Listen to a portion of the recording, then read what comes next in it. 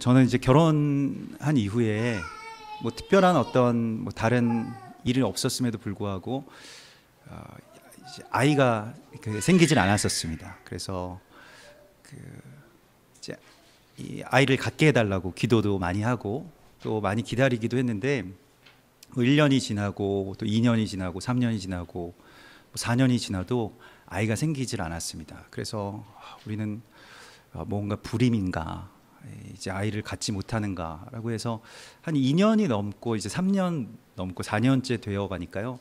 이게 아이 있는 그 부모님들이 얼마나 부러운지, 그 말은 안 하지만은 서로, 그래서 아이가 있는 가정이 참 부럽고 뭐 아이가 있어서 뭐 힘들다고 하면 굉장히 행복한 고민이겠구나 하는 그런 생각들을 많이 하면서 살았죠. 그래서 하나님께 뭐 태의 문을 열어달라는 기도를 많이 드렸습니다. 또 그 과정 가운데서 이제 뭐 그러한 때가 마침 이제 한국 교회가 부흥을 위해서 많이 기도하던 때여가지고 또 부흥을 위해서도 계속해서 이제 기도하고 또 새롭게 그렇게 뭐 기도를 해야 되겠다 이렇게 생각을 해서 밤에 이제 교회에서 그 기도를 하고 돌아왔는데 제 아내가 방 안에서 막 뭐 너무 고통스러워서 막 기어다니고 있는 거예요. 그래서 왜 그러냐고 그랬더니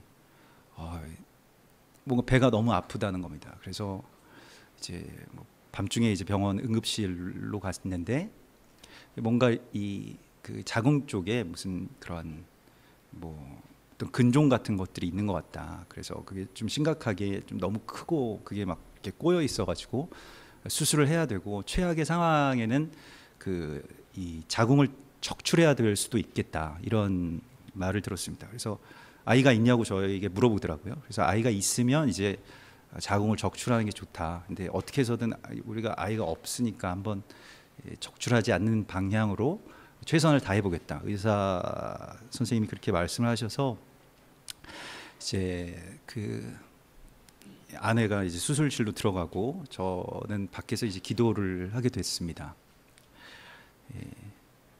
그러면서 이 아이를 달라고 기도를 했더니 아이를 주시기는커녕 이렇게 뭐 자궁을 드러내야 된다는 그런 뭐 최악의 말이지만 어쨌든 그 말이 듣게 되니까 굉장히 마음이 조금 불안하고 또 좋지 않았습니다. 그래서 하나님께 그렇게 기도를 하고 계속 수술 받는 시간 동안 병원 바깥 그 수술실 바깥에서 계속 기도를 하는데 정말 하나님께서 뭐 아내는 수술을 받고 있고 저는 밖에 있었지만은 큰 평안을 그렇게 내려주시는 거예요. 그래서 이 재앙이 아니라 정말 평안이겠구나, 정말 감사한 일들이 시작이 되겠구나라고 하는 것을 느끼게 됐습니다. 수술 그 메스가 제 아내의 몸을 가르고 뭔가를 수술을 하고 있는 그런 모습 자체가 하나님께서 주시는 어떤 새로운 생명의 신호이겠구나, 부흥도 이렇게 우리 가운데 임하시겠구나라고 하는 것을 하나님께서 그런 마음을 깨닫게 해주셨습니다. 그리고 실제로 수술이 잘 되어서 아내가 그 자궁을 적출하지 않고 오히려 이제 그 근종만을 이렇게 제거할 수가 있었다고 선생님이 그렇게 말씀하시고 그 이후에 뭐 아이가 셋이나 하나님께서 이렇게 주셔서 지금은 뭐 잘하고 있습니다.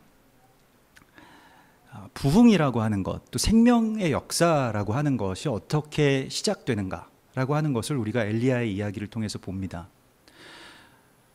한국 교회도 그 당시에 뭐 부흥을 위해서 많이 기도했습니다만은 결국에는 하나님께서 우리에게 주시는 어떤 부흥이라고 하는 것은 마치 우리가 수술실에 들어가서 정말로 몸이 갈라지는 것처럼 아픈 일일 수도 있고 또 심판이라고 여겨지는 것들이 또 재앙이라고 생각되었던 것들이 사실은 부흥의 시작의 지점일 수도 있다는 것을 하나님께서 오늘 우리에게 말씀하십니다. 실제로 엘리야 시대의 하나님의 회복은 이미 3년 전부터 시작된 거예요.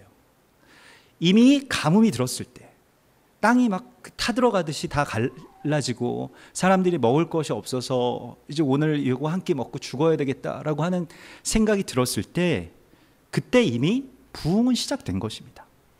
그것이 참된 부흥의 시작이라고 주님께서 말씀하고 계신 것입니다. 그리고 오늘 우리에게 이 엘리야의 사명을 받은 이 땅의 교회들, 또 마지막 때의 남은 자들에게 주님께서 명하시는 것은 어떤 엄청난 기적이나 또 부흥을 위한 어떤 현상들, 뭐 성령의 역사라고 그렇게 일컬어지는 어떤 뭐 여러 가지 다양한 어떤 기이한 일들만이 아니라 교회가 구하여야 될 것은 정말로 본질적으로 오늘 이 본문 가운데서 드러난 것처럼 엘리야가 그렇게 했던 것처럼 백성들에게 내게로 가까이 나오라 라고 해서 제단을 수축하는 일, 제단을 다시 그렇게 하나하나 돌을 들어서 옮겨서 세우는 일이라고 주님께서 우리에게 알려주십니다. 오늘 엘리야가 제단을 세우는 이 마음을 보십시오. 그것은 그냥 제단 여기 뭐 무너져 있으니까 그냥 이걸 좀 여기를 세우고 여기를 이렇게 세워 나가면 되겠다라고 하는 어떤 외향적인 것의 재건이 아니었습니다. 야곱의 아들들의 그 12아들들의 이름을 취하여서 마치 그 아들, 잃어버린 아들을 되찾는 것처럼 집 나간 아들을 다시 그렇게 집으로 되돌리는 것과 같은 그러한 일들을 하는 것을 보게 됩니다. 결국에는 제단을 다시 수축한다. 그것이 엘리야의 사명이라면 제단을 우리가 어떻게 수축할 수 있을까요? 그것은 제단에 대한 애통으로만이 수축할 수 있는 것입니다. 다시 제단을 회복하려고 한다면 반드시 이 아이에 대한, 아들에 대한, 자신의 자녀에 대한 그러한 회복의 갈망과 같은 그 갈망으로, 그 애통함으로 주님 앞에 나아가야 한다라고 말씀하십니다. 그래서 그 회복을 위해서 기도하는 자, 그 회복을 간구하고 그 회복의 사명을 받은 자가 바로 엘리야이고 그것 때문에 교회가 있다라고 주님께서 말씀하십니다. 한 사람, 두 사람 하나님의 이름으로 제단 앞에 나오게 되는데 제단을 위해서 기도하고 애통한 마음을 함께 나누면서 찢으면서 하나 둘 올려놓는 것입니다. 그래서 두세 사람이 내 이름으로 모인 곳에는 나도 그들 중에 있느니라 말씀하신 그 마태복음 18장의 말씀이 교회의 사명이고 또한 교회가 있는 이유라고 말씀하시는데요. 근데 두세 사람이 뭐 때문에 모이느냐? 두세 사람이 모여서 뭘 간구하는 것이냐라고 할 때 마태복음 18장을 읽어보면 진실로 너희 중에 이르노니 두세 사람이 땅에서 합심해서 무엇이든지 구하면 내가 반드시 이루어 줄 것이다. 그런데 뭘 구하라고 말씀하셨냐면 너희 중에 두 사람이, 너희 중에 세 사람이 함께 합심해서 돌이키지 아니하는 자들, 죄인들, 권면을 듣지 않는 자들, 망하게 된 자들, 그들을 위해서 기도하라는 것입니다. 처음에는 이제 이 두세 사람이 뭘 하는 것이냐면 두세 증인을 말씀하시거든요. 그래서 두세 증인이 찾아가서 당신이 돌이켜야 된다, 당신이 다시 회복돼야 된다, 이런 말씀을 전해도 듣지 않거든 교회가 그를 위해서 합심해서 기도하라고 말씀하셨습니다. 그래서 두세 사람이 그것 때문에 모이는 것이라고 말씀하시죠. 교회에 대한 애통함, 사람에 대한 애통함, 나라에 대한 애통함, 열방에 대한 그 애통함이 하나님께서 우리 가운데 부어주실 때, 그 어미의 그 애통함을 우리 가운데 부어주실 때 회복이 있을 것이라고 말씀하십니다. 창세기 9장에서 그래서 우리가 이게 그 창세기 9장에서 이 노아가 술에 취해서 벌거벗고 자신의 그 치부를 드러내면서 그 술 취해서 누워 있을 때에 그것을 보는 뭐 자녀들의 마음이 사실은 뭐 우리도 그렇게 생각이 될 거예요. 우리 아버지가 갑자기 어느 날 술에 취해가지고 다 벌거벗은 채로 집안에 누워 있으면 마음이 그렇게 썩 좋지는 않을 것입니다. 그러했을 때 가나안이라고 하는 그 노아의 그 함의 아들이죠. 그 노아의 손자가 되겠는데 가나안은 그것을 보면서 사람들에게 가서 다 알리고 이거 노아가 지금 넘어졌다, 노아가 잘못됐다, 노아가 우리 할아버지가 이렇게 돼버렸다라고 해서 막 사람들에게 가서 그것을 전하고 또 그 수치를 막 까발기고 다녔는데 그렇게 되면 회복이 일어나질 않는다는 것입니다. 그래서 가나안이 저주의 이름이 되었죠. 그래서 가나안이라고 하는 이름 자체가 낮추어 본다는 뜻입니다. 특별히 아비를 낮추어 보는 것이고요. 그래서 교회에 대해서도 우리가 가나안의 이 영을 받아서는 안 됩니다. 그러니까 우리가 한국 교회에 대해서 기도할 때 그냥 뭐 잘못됐어, 뭐 저 교회는 뭐 저래, 저 목사님은 저래, 뭐 저 성도들은 저래, 뭐 이렇게 돼서 이제 뭔가 문제는 굉장히 많이 있죠. 마치 벌거벗어서 누운 노아처럼 문제가 없다는 것이 아닙니다. 넘어져 있죠. 그럼에도 불구하고 샘이 뒷걸음질 쳐서 가서 그의 치부를 덮어주었던 것과 같이 샘이라고 하는 이름은 말 그대로 그 이름이라고 하는 뜻입니다. 그 이름. 그래서 가나안은 그냥 자의로, 자기의 의로 사람을 심판하고 교회를 심판하는 자이고요. 이렇게 돼서는 엘리야가 사람들을 다 모아놓고 책망하고 너희는 다 죽을 것이다, 다 불태워서 죽이자, 이것이 아닙니다. 지금 합심해서 무엇인가를 세워나가자라고 하는 것이었죠. 그래서 가나안처럼 그리스도의 이름으로, 그 이름으로 가서 그것을 덮어주는 자, 언제나 그 이름을 우리가 가지고 있는 것이죠. 우리가 기독교인이라고 하는 말이 굉장한 의미를 가지고 있지 않습니까? 그리스도인이라고 하는 것이잖아요. 그리스도의 이름을 우리가 새롭게 입었잖아요. 내 이름은 그리스도라고 하는 이름이 붙어있는 이름입니다. 그래서 그 이름으로 그 앞에 나아가서 그 수치를 드러내고 내가 그것을 주목해 보는 것이 아니라 그것을 덮어줄 사명, 그것이 바로 오늘 주님께서 우리에게 주신 제단의 회복의 사명이라고 말씀하십니다.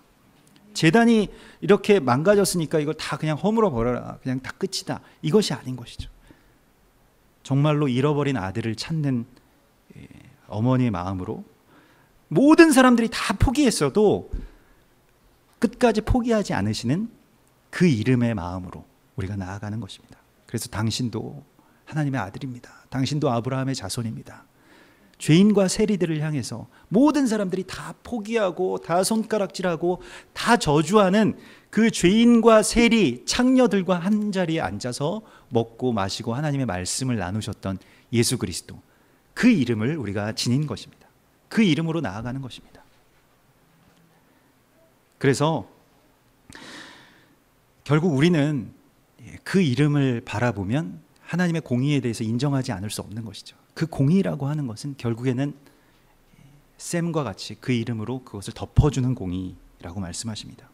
그래서 이스라엘의 12 아들들의 이름을 가지고 그것을 하나하나를 세워나가는 이 엘리야의 모습을 우리가 오늘 보게 됩니다. 엘리야에게는 이미 무슨 이런 이곳에서의 어떤 대결, 이곳에서의 무슨 어떤 승패, 이런 것과 전혀 상관없이 지금 엘리야의 이 갈멜산에서의 일들은 어떤 예언적인 또 예배이고 또한 선포인 것을 우리가 보게 됩니다. 그래서 잃어버린 아들을 찾아 나서는 그 어미의 마음이 우리 가운데 있어야 된다라고 말씀하십니다.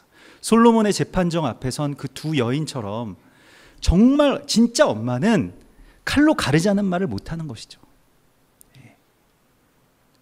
칼로 갈라서 저걸 죽여서 정의를 이루자라고 한다면 그것은 회복 불가능한, 정말로 사망의 길에 이르는 길이 될 것이라고 주님께서 우리 가운데 경고하고 있습니다. 그래서 오늘 제단 가운데 이제 불이 임하게 되는데, 제단에 불이 임한다라고 하는 의미가 무엇일까요? 예수님께서 누가복음 12장에서 이렇게 말씀하셨습니다. 내가 땅에 불을 던지러 왔다. 내가 불을 땅에 던지러 왔노니 이 불이 이미 붙었으면 내가 무엇을 더 원하리요? 나의 받을 세례가 있으니 그것이 이루어지기까지 나의 답답함이 어떠하겠느냐?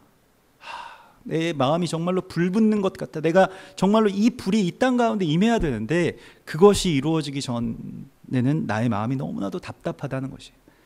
제단 가운데 임하는 그 불이 무엇일까요? 땅에 예수 그리스도께서 던지려고 하셨던 그 불이 무엇일까요? 성경에서 일반적으로 그 불은 어떤 소멸을 의미합니다. 무엇을 소멸시키는 불이죠. 예수님께서 던지려고 하는, 예수님께서 붙이려고 하셨던 그 불이 무엇일까요? 내가 정말로 이 세례를, 내가 받을 세례가 있는데 이 세례를 받기까지 나의 마음이 너무나도 답답하다. 그 불은 바로 십자가입니다. 십자가의 죽음입니다. 우리가 정말로 찢어지는 애통함으로 주님 앞에 나가서 자기 십자가를 지는 일, 그것이 제단에 붙은 불이라고 말씀하십니다. 어떤 여러 가지 무슨 현상이 아니고요. 그 불이라고 말씀하세요. 이 불이 던져지는 것이 부흥이라고 말씀하시는 것입니다. 부흥은 현상이 아니라 한 사람 주님 앞에 나와서 한 사람 한 사람이 정말로 주님의 마음을 받고 십자가를 질 수 있게 되는 것. 그래서 제단을 다시 수축하기 위해서는 이 불이 붙어야 될 것이라고 말씀하십니다. 그리고 또한 제단에 물을 부으라고 말씀하시죠.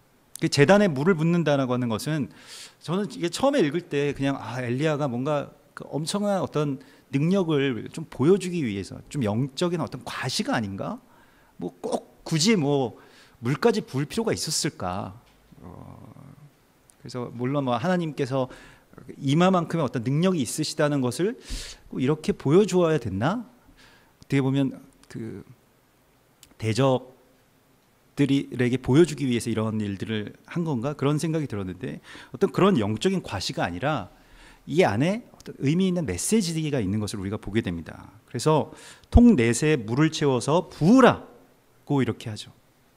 그래서 그 백성들 가운데 어떤 사람들이 통 넷을 가져다가 물을 채우고 그것을 제단에 붓기 시작합니다. 그래서 수로를 만들어라. 거기에 그 도랑을 여기서 곡식이 그 두스아가 들어갈 정도의 도랑을 만들라고 이렇게 하는데, 이것은 이 도랑이라고 하는 것 자체가 이 테라라고 해서 이것이 이제 그 뭐 수로를 말하고요. 이게 나중에 이 예루살렘을 다시 회복하는 그러한 일들이 있을 때 히스기야 왕 때에 이 예루살렘 성에 이런 수로를 만들죠. 히스기야 터널, 히스기야 수로가 아직도 뭐 지금도 아주 그 보존이 잘 되어 있고 들어가 보면 아주 깜짝 놀랄 만한 그런 큰 수로가 예루살렘을 한 바퀴를 기온샘에서부터 시작해서 실로암 못으로 들어가는 예루살렘 한 바퀴 도는 그러한 수로가 되어 있는데, 이러한 어떤 예언적인 선포가 바로 엘리야가 갈멜산에서 세운 제단을 한 바퀴를 도는 이 수로에 있는 것을 우리가 보게 됩니다. 이것은 이제 테라라고 해서, 이 테라는 어디에서 온 말이냐면 이 물을 끌어올리다. 그러니까 물을 끌어올려서 뭔가를 수로를 만드는 것이에요. 그래서 이 알리야에서 온 것입니다. 뭔가를 끌어올리다라고 하는 뜻. 그러니까 물이 이렇게 한 바퀴를 돌 수 있도록, 이 물이 한 바퀴를 돌려면 물을 많이 부어야 되잖아요. 물을 끌어올려야 되잖아요. 생수의 그 샘에서 뭔가를 계속해서 길어 올려야만 이것이 이 수로가 완성되는데, 이 알리야, 이걸 끌어올리는 것에 초점이 맞춰져 있는 단어가 바로 테헤라입니다. 이것을 만들라, 그리고 여기에 부으라고 말씀하고 있습니다. 이것은 제단에서 나오는 생수의 강이고요, 또 에덴에 있었던 에덴의 네 강, 비손, 기혼, hitdekel, 유브라데, 이 네 강의 회복과도 연결되어 있습니다. 이 수로를 우리가 만들어야 되고, 이 수로에 물을 채우는 것, 물을 끌어올리는 것도 우리의 사명이라고 말씀하고 있는 것이죠. 그래서 에스겔서 47장 12절에 강 좌우에 제단에서부터 물이 막 흘러나와서 그것이 이제 열방을 향해서 나아가게 되고, 그래서 그 물들이 닿는 곳마다 생명들이 다 살아나게 되는 역사가 일어나죠. 그러니까 이 물을 붓는 것은 이미 제단에 사람들은 보이지 않지만 이미 제단 가운데, 이스라엘이라고 하는 제단 가운데 이 가뭄처럼 보이는 것이 사실은 불이었거든요. 이게 기적이고 이게 부흥이었거든요. 그러니까 막 우리가 생각할 때는 이건 부흥이 아니라 이건 절망이고 이건 사람들이 다 망하는 것이라고 생각됐던 그것이 사실은 이적이고 기사고 부흥이었고, 그 이후에 뭐가 있어야 되냐? 물을 부어야 된다. 거기서 물이 나온다라고 말씀하십니다. 그런데 여기에 보면 지금 3년 동안 가뭄이 들어서요, 사람들도 뭐 마실 물이 없고, 뭐 가축들이 지금 물이 없어서 다 죽어가는 그런 상황 가운데서 지금 어떤 사람들에게, 엘리야가 혼자서 어디 가서 막 자기가 팔 걷어붙이고 물 떠오고 이런 것이 아니라 지금 이게 다 어떤 엘리야와 합심한 어떤 두세 사람의 이야기라고 하는 것을 우리가 알아야 됩니다. 여기서 어떤 사람들이 이 야곱의 아들들의 이름을 가지고 돌을 가지고 와서 제단을 세운 어떤, 말하자면 엘리야 공동체가 있다는 것이죠. 그런데 이 무명한 사람들이요, 엘리야가 여기에 그럼 우리가 이제 물을 붓자, 도랑을 파고 물을 붓자라고 했을 때 어딘가에서 자기들도 마실 물이 없는데 어딘가에서부터 그 귀한 물을 3년 동안 가뭄이 들었으면 물값이 얼마나 비쌌겠습니까? 물을 구할 수도 없고, 그런데 어딘가에서 자신들의 모든 것을 다 내어서 물을 구해왔다는 것이죠. 그래서 내 통에다가 그것을 채워서 거기에다 붓는 무명한 자들의 순종이 있었다는 것입니다. 뭐 다른 어떤 이 설교집을 보니까 3년 동안 이렇게 가뭄이었는데 어떻게 물을 붓냐. 그래서 여기가 지중해 연안이라서 바닷물을 길어왔을 것이라고 하는데, 지중해 연안이긴 합니다만 굉장히 멉니다. 그래서 거기서 지중해에서 물을 갈멜산까지 가져온다라고 하는 것은 상식적으로는 조금 말이 되지 않고요. 실제로 어딘가에서 물을 정말로 사람들이 아껴두었던, 자신의 생명과도 같이 여겼던 그 물들을 구해왔을 것입니다. 그리고 이것을 부었을 것입니다. 예수님의 역사가, 예수님의 사역이 시작된 것도 바로 어떤 무명한 하인들이, 그 물 떠온 하인들이 그곳에 그 물을 아구까지 채우라고 했을 때 거기에 그대로 그 말에 순종했던 것에서부터 시작된 것을 우리가 보게 됩니다. 주의 길을 예비한다라고 하는 것은요, 이러한 극단적인 순종을 하는 자들로부터 열리게 됩니다. 아주 절대적인 순종이죠. 아니, 합리적으로 우리가 생각을 해보면, 아니 여기에서 우리가 좀 이렇게 회의를 해서 결정해 보면, 물을 붓는 것보다는 그래도 기름을 차라리 부으려면 기름을 부으시죠, 이렇게 이야기를 했을 것 같아요. 뭐 하나님이 어차피 역사하시는데 뭘 그냥 붓습니까? 그냥 하시죠, 이렇게 권했을 수도 있을 것 같고요. 그러나 이 언약의 의미가 무엇인지를 다 알지 못하더라도, 이걸 다 자신들이 다 풀지 못하더라도 순종하고 나면 그 다음에 풀리는 역사들이 있는 것을 우리가 보게 됩니다. 하나님의 일들은 이렇게 풀리게 돼요. 정말로 하나님의 역사가 우리 가운데, 하나님께서 우리에게 이러한 메시지를 주셨을 때, 이걸 정말 순종해야 될까? 이게 아닌가? 그런데 사실은 만약에 이게 틀리더라도, 이 메시지가 하나님께서 주신 메시지가 아니더라도, 뭐 우리가 그렇게 기로에 설 때가 많이 있잖아요. 아니더라도, 내가 잘못 들었더라도 하나님 저에게 제가 순종했다는 것만 봐주십시오 라고 하고 그냥 순종하십시오. 그러면 하나님께서 풀어주십니다. 하나님께서 열어주십니다. 무명하지만 자신들이 먹을 물을, 또 자신들이 정말로 귀하게 생각했던 그 물을 통 4개에 채워다가 그 제단 가운데 붓는 자들의 그 무명한 순종을 우리가 기억해야 할 것입니다. 엘리야의 이야기는 꼭 엘리야만의 이야기가 아닌 것입니다. 엘리야라고 하는 어떤 한 열매를 맺어낸 사람들의 이야기이고, 그런 공동체의 승리이기도 할 것입니다. 큰 어떤 이름을 가진 교회도 아니고, 이름을 가진 공동체도 아니고, 이름이 기록될 만한 어떤 일을 한 것도 아니지만은, 이 사람들의 순종이, 이 제단에 물을 부었던 3년 가뭄의 끝에 제단에 물을 부었던 자들의 순종이 있어야 제단에 불이 붙을 수 있다라고 말씀하십니다. 남은 자들이 있는 것이죠. 지금도 제단을 위해서 기도하고 또 애쓰고 애통해하는 자들이 있는 것이죠. 요한복음 7장 38절에서 나를 믿는 자는 성경의 이름과 같이 그 배에서 생수의 강이 흘러 넘칠 것이라고 말씀하십니다. 하나님께서 말씀하신 것은 이 믿음을 주님께서 구하시는 거예요. 이걸 우리에게 구하고 계신 것입니다. 어떤 일들이 펼쳐질 것에 대한 믿음이 아니고요, 주님을 정말로 신뢰하기 때문에 내가 순종하겠습니다 라고 하는, 어찌 보면 세상적인 관점에서 보면 얼토당토 않는 것 같은 이 순종을 주님께서 우리에게 요구하실 때, 내가 이 순종의 물을 주의 제단에 쏟겠습니다 라고 하는 그 고백으로 나아가시기를 주의 이름으로 축원합니다. 그래서 물이 제단으로 두루 흐르고 도랑에도 물이 가득 찼더라. 이게 정말 작고 초라한 엘리야의 제단이었습니다마는, 이 가운데 이미 부흥이 있었던 것이죠. 이미 물이 흐르고 있었던 것이죠. 이미 생수의 강이 흘러 넘치고 있었던 것이죠. 교회가, 정말 가정의 제단이 이러한 물이 흐르는 제단이 되어야 할 것입니다. 우리는 이것을 구하는 것입니다. 그래서 하나님께서 그곳에 불을 내리셨는데, 오늘 그 엘리야가 구하는 것은 무엇이냐면 하나님 여호와께서 하나님이심과 또한 하나님께서 이 사람들의 마음을 돌이키실 것에 대한 증거를 우리에게 보여주십시오라고 구하고 있습니다. 이게 불이죠. 그러니까 불의 의미가 무엇이냐면 그 불 자체의 어떤 현상이 아니라 여호와께서 하나님이심과 또한 그 하나님께서 이 사람들의 마음을 돌이키실 것이다 라고 하시는 그 증거를 우리에게 보여달라고 말씀하고 있습니다. 증거가 있어야 정말로 하나님의 말씀이니까요. 그러니까 신명기 18장 22절에 지난주에 토라 포션의 본문 가운데 하나인데요, 만일 선지자가 있어서 나와 같은 선지자를 보내주겠다, 그런데 그 선지자가 하나님의 메시지를 전하는 것인지 하나님께서 말씀하신 것인지를 어떻게 아느냐라고 했을 때 증험과 성취, 그러니까 이 증험과 성취가 있어야만 하나님께서 말씀하신 것인지를 안다라고 말씀하셨습니다.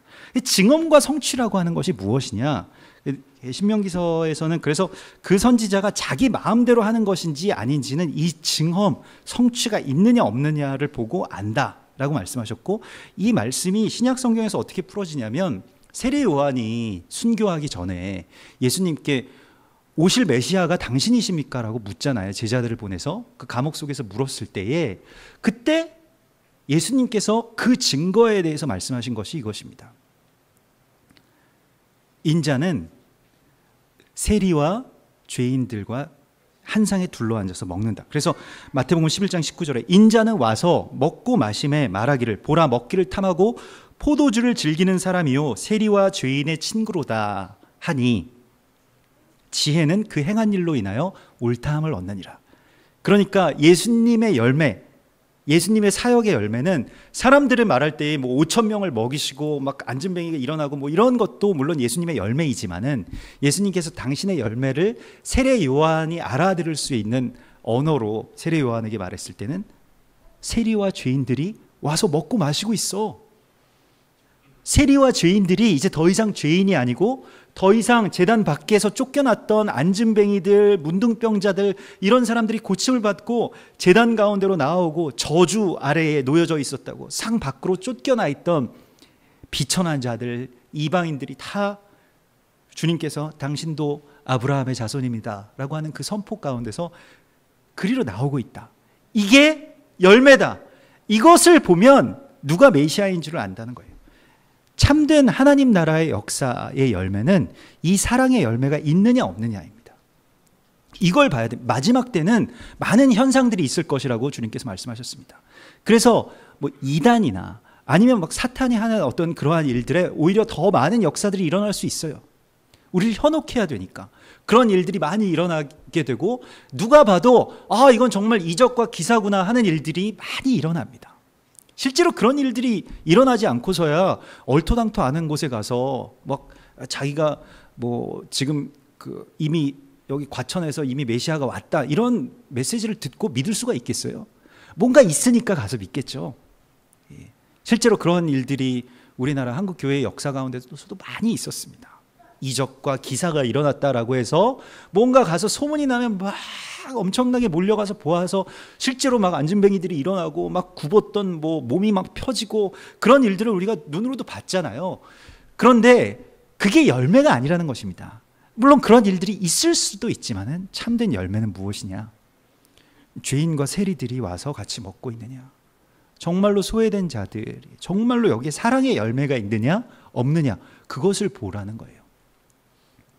교회든 아니면 사람이든 어떤 일에 대해서 우리가 믿는 것이 아니라, 일어난 일에 대해서 믿는 것이 아니라 그 열매를 우리가 볼 수 있어야 됩니다. 세례 요한이 그 소식을 듣지 않았던 게 아니에요. 그러니까 뭐 뭔가 예수님께서 뭐 어떤 일들을 행하셨다 이런 소식을 듣지 않았던 게 아니라 진짜 열매가 무엇인지를 묻고 싶었던 겁니다.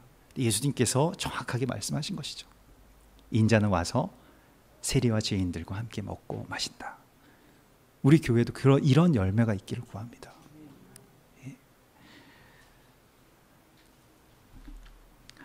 그래서 다른 일을, 이게 사실은 예수님께서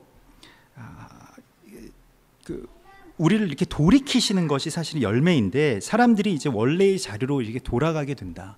원래 하나님께서 창조하신 창조의 그 아름다운 모습을 회복하게 된다라고 해서 오늘도 이제 여호와께서 하나님이심과 그들의 마음을 돌이키심을 우리가 알게 해달라고 주님 앞에 구하고 있습니다. 그래서 이 사바브라고 하는 것은 이게 마음이 이제 뭐 보통 성경에서 돌이킨다라고 할 때는 회개, 뭐 슈브 이런 말들을 많이 씁니다만 여기서는 이제 그 뭐 통하는 단어이기는 합니다만은 원래의 자리로 돌아온다라고 하는 뜻을 갖고 있거든요.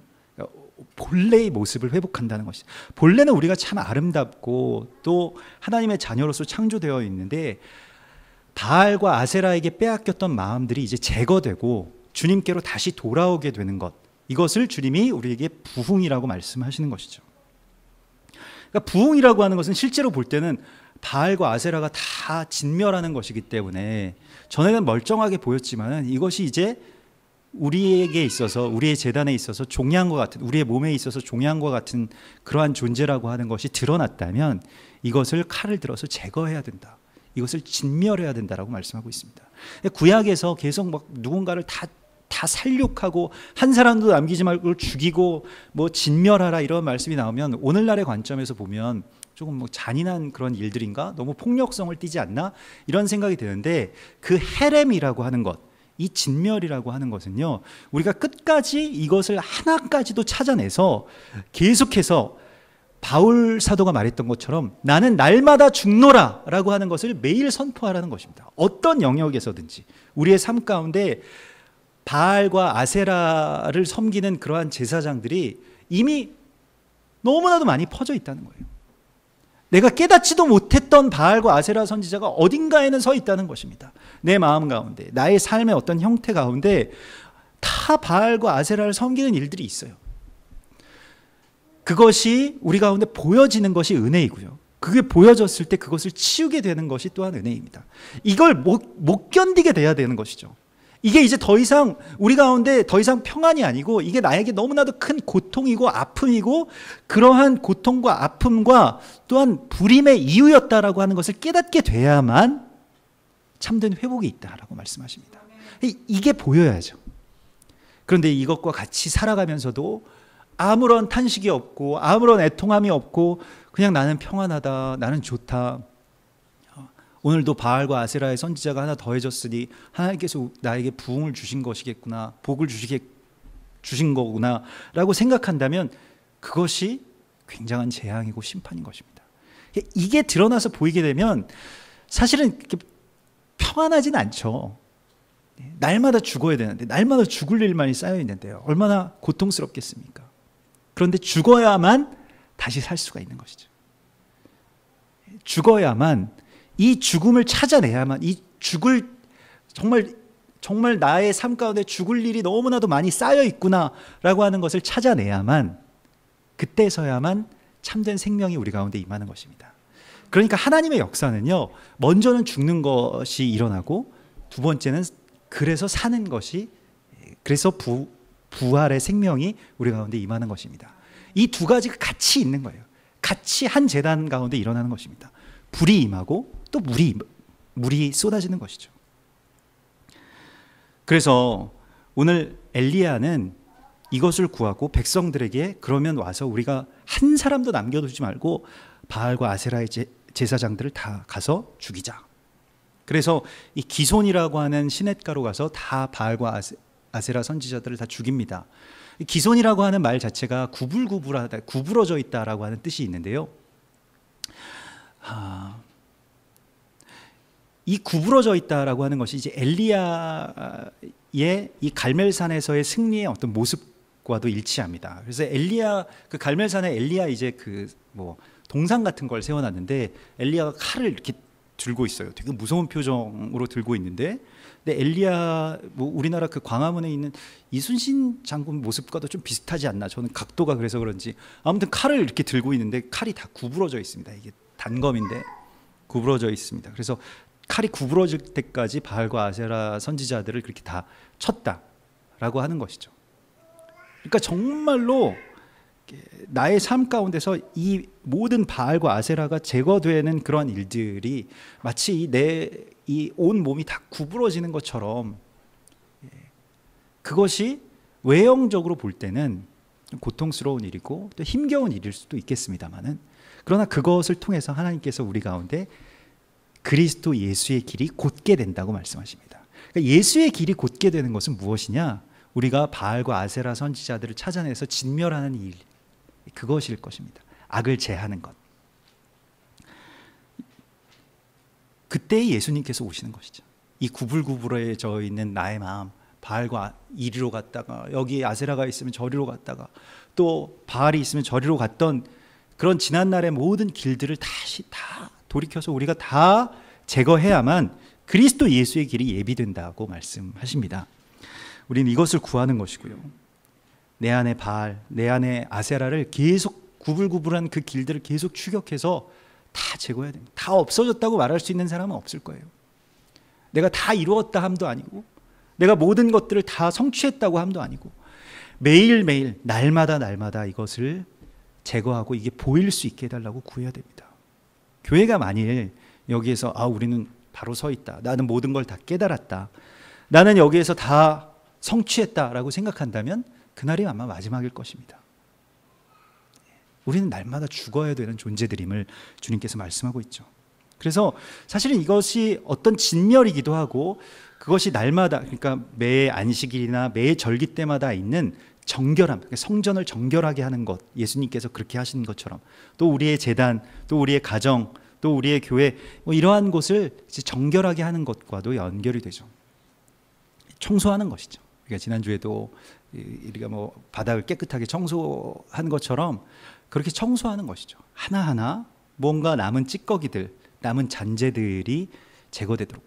청소를 하면 아주 작은 얼룩도 이제 또 보이잖아요. 그래서 또 청소하게 되고. 그런데 원체 그냥 지저분한 대로 이렇게 이 모든 것들이 이렇게 다 지저분한 상태로 있으면 그냥 그 자체가 사실은 평안이 되는 것이죠. 지저분한 게 평안이 되는 것이죠. 사실은 평안이 아님에도 불구하고. 그래서 책상이 막 어지럽혀져 있으면 저는 이제 평안을 느꼈었거든요, 예전에. 그래야만 모든 것들이 다 이 우주의 질서가 바로잡혀져 있다. 그래서 막 책이 여기저기 있고 막 노트와 여러 가지 것들이 이렇게 다 올라와져 있어야 평안했는데, 또 치우면 정말 이게 정결한 게 진짜 평안이구나 하는 것을 그때서야 이제 알게 되는 것이죠. 악을 제거해야만, 계속해서 제거해야만 악을 볼 수가 있는 것입니다. 처음에는 잘 안 보여요. 그냥 그대로 같이 살아갔다는 것입니다. 그래서 오늘 엘리야가 이러한 불이 임해서 이제 바알 선지, 아세라 선지자 엄청난 승리가 있었는데 다시 갈멜산 정상으로 올라가 꼭대기로 다시 혼자 올라갑니다. 그리고 다시 기도하기 시작합니다. 이번에는 더 낮게 엎드립니다. 그리고 얼굴을 무릎 사이에 넣고, 여러분 얼굴을 무릎 사이에 넣고 기도해 보셨습니까? 저는 이게 예전에는 이게 좀 됐었는데 이제는 이게 유연성이 떨어져가지고요. 이게 굽어지지가 않더라고요. 이게 엘리야처럼 한번 기도해봐야지. 근데 이 무릎 사이에 이게 얼굴이 들어가십니까? 대부분은 다 안 들어가실 줄로 믿습니다. 그런데 무릎 사이에다가, 이 무릎이라고 하는 것이 사실은 바라크와 같은 단어이거든요. 그러니까 그 축복, 복이라고 하는.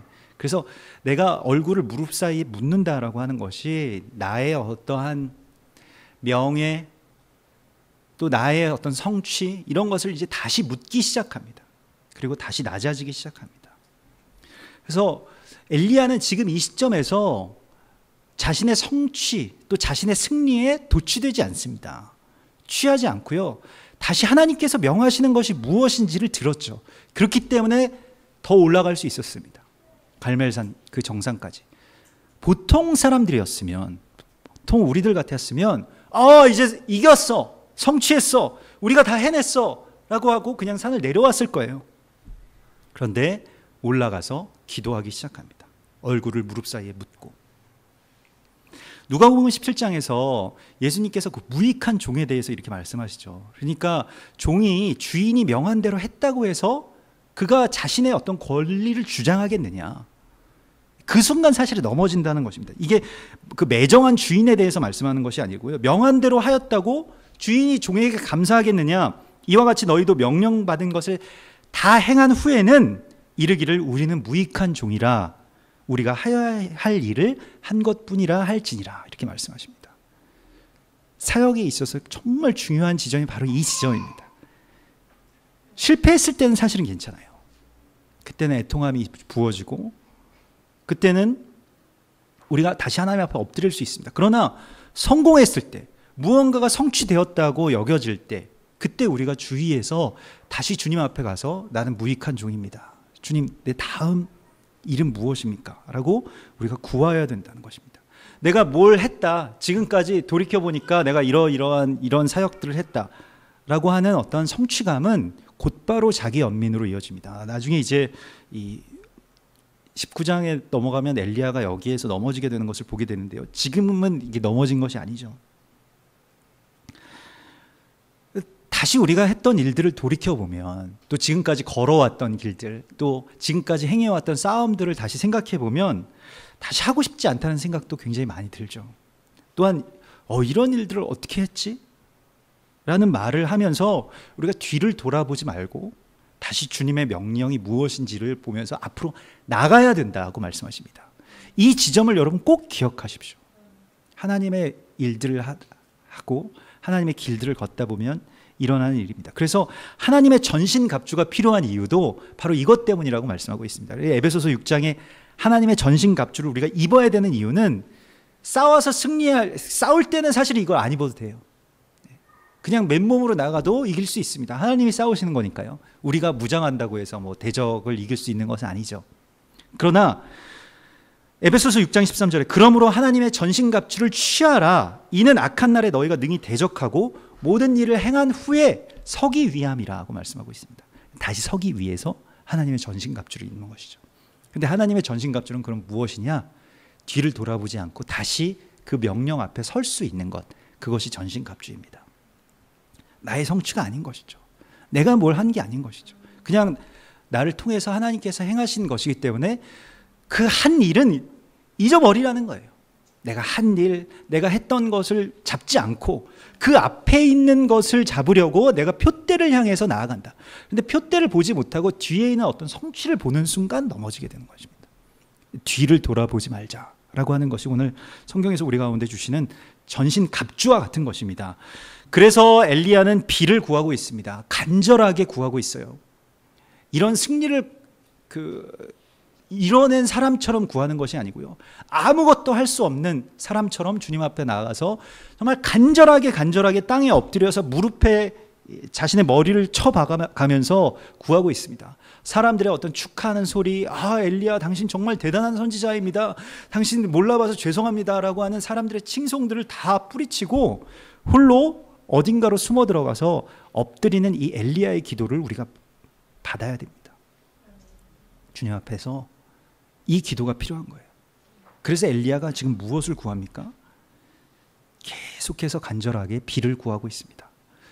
이 정도 승리가 있었으면 엘리야 정도 되면 그냥 이제 하나님 비가 내릴 때가 됐죠? 라고 하면 비가 이렇게 쫙 내릴 것 같은데 그렇지가 않아요. 하나님께서 이 엘리야의 또 간절한 기도를 받으십니다. 그리고 엘리야는 자신의 사환, 그러니까 뭐 사환이라고 하는 것은 그냥 어떤 비서가 아니라 제자와도 같은 자인데 그에게 계속해서 저 꼭대기에 올라가서 구름이 있나 없나를 보라고 그렇게 가르칩니다. 자신이 여기서 기도를 하고 사환은 그것을 보도록 합니다. 그래서 무엇인가 작은 손바닥만한 구름이 올라온다고 할 때 그것을 붙들고 그것을 붙드는 믿음을 엘리야가 오늘 보여줍니다. 그래서 아합에게 큰 비가 있을 것이니 이제 먼저 가십시오라고 하는데 이게 무엇이냐? 그럼 엘리야가 구한 이 비와 아합에게 이제 먹고 마시십시오. 그리고 이제는 올라가십시오라고 하는 그러한 권면이 뭔가라고 하는 것에 대해서 성경은 우리에게 이렇게 말씀하고 있습니다. 결국에는 이 믿음이라고 하는 것, 여기서 그래서 이렇게 작은 믿음이 있으면 큰 역사가 일어날 수 있다. 이러한 메시지이기도 하지만 제자들이 누가복음 17장에서 주여 우리에게 믿음을 더하소서라고 그렇게 구했거든요. 엘리야도 지금 이 믿음으로 구하고 있고요. 이 믿음을 또한 자신의 사환, 자신의 제자에게 가르치고 있는 것을 우리가 보게 됩니다. 그런데 믿음이라고 하는 건 뭐냐, 뭘 믿는 거냐라고 하는 거에 대해서 그래서 우리가 이런 작은 것만 가지고도 계속해서 믿고 믿으면 큰 돈을 벌 수 있고 큰 역사를 이룰 수 있습니다.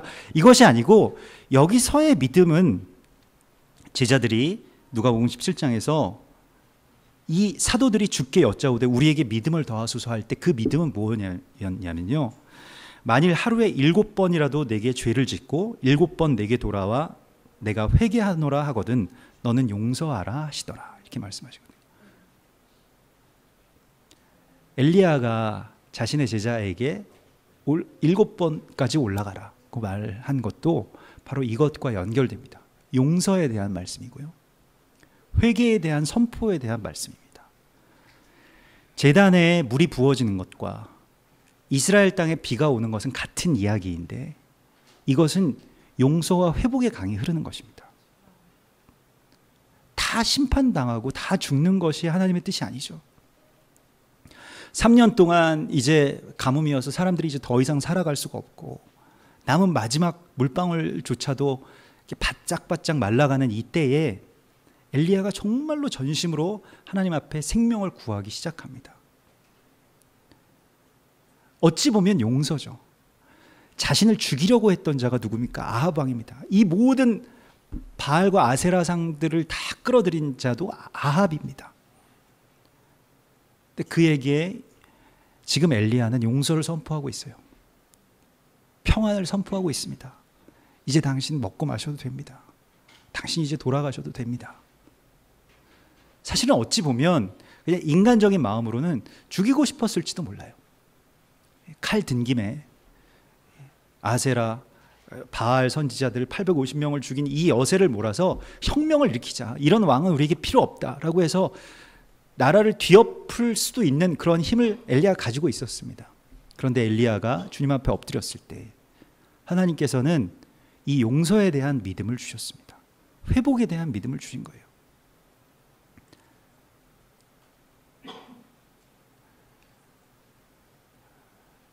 북한에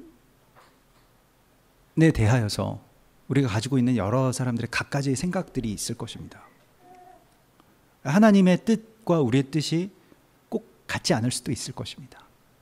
그러나 분명한 것은 하나님께서 용서와 회복을 행하실 것이라고 하는 믿음을 가지고 내가 뭐 이걸 생각해 봤을 때 아합은 죽어야 된다, 내가 생각해 봤을 때 저 김정은은 심판받아야 된다 라고 하는 것을 더 넘어선 하나님의 뜻이 무언가가 있다면 그것을 이루게 해달라고 우리가 겸손하게 구해야 할 것입니다. 주님의 뜻이 뭔지는 우리는 잘 몰라요. 그러나 주님은 용서라고 말씀하셨습니다. 믿음은 사도들이 주님께 우리에게 이 믿음을 더해달라고 한 것은 7번에 7번까지라도 용서하라 라고 했을 때 믿음이 없으면 용서할 수 없다는 거예요. 내가 용서하면, 내가 용서해서 이 사람이 살아남으면 어떻게 될까? 내가 지금 용서한다라고 하는 것이 무슨 의미가 있을까? 내가 지금 여기서 용서하고 이제는 내가 죽을 수도 있겠는데 그렇게 된다면 그러면 오히려 하나님의 나라의 역사가 후퇴하는 것이 아닐까? 성경에서 말씀하시는 믿음이라고 하는 것은 결국 하나님을 신뢰하는 것입니다. 하나님이 심판하실 것이고 또한 하나님이 다시 살리실 것임을 믿는 것입니다. 그걸 믿기 때문에 용서할 수 있는 거예요. 내가 용서할 권한이 어디 있겠습니까? 하나님이 용서하셨음을 선포할 그러한 증거만 나에게 있는 것입니다. 예수 그리스도의 십자가, 예수 그리스도께서 그래서 이 사람을 위해서, 이 나라를 위해서, 이 교회를 위해서 피를 흘리고 계심을 내가 바라보고 그것을 선포하는 것, 이것이 바로 하늘에서 다시 내려오는 물을 구하는 엘리야의 기도인 것입니다. 우리가 이러한 기도를 주님 앞에 드리고 간절하게 주 앞에 엎드릴 때 마침내 주님께서 이 땅 가운데 또 우리의 제단 위에 그러한 물을 부어주실 것을, 생수의 강이 흘러 넘치게 될 것을 믿습니다. 우리 같이 기도하겠습니다.